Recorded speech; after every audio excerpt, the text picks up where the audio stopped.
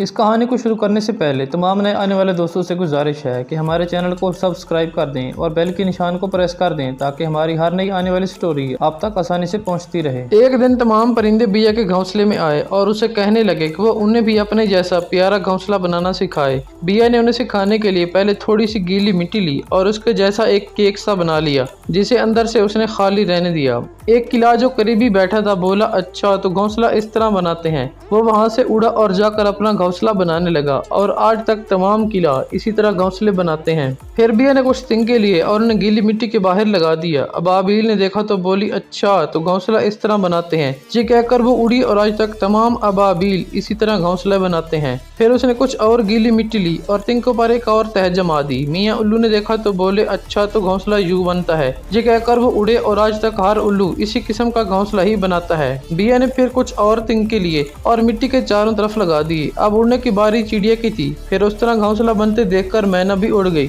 और इसी तरह घोंसले बनाना शुरू कर दिए। किसी परिंदे ने इंतजार नहीं किया कि घोंसले को मुकम्मल होता देखे। आखिर फाख्ता जो देख भी नहीं रही थी कि बिया किस तरह घोंसला बना रहा है, बोलने लगी, दो ले लो, दो ले लो। बिया ने उसकी आवाज़ सुनी तो उसके मुंह में एक तिनका था। उसने वो नीचे रखा और कहने लगा, नहीं एक ही काफ़ी है। लेकिन फाख्ता बोलती रही, दो ले लो, दो ले लो। बिया ने निगाहें ऊपर करके फाख्ता को देखा। तभी उसे ये मालूम हुआ कि सारे परिंदे उड़ गए हैं और सिर्फ फाख्ता ही वहाँ है और वो भी नहीं देख रही कि असल में घोंसला कैसे बनता है।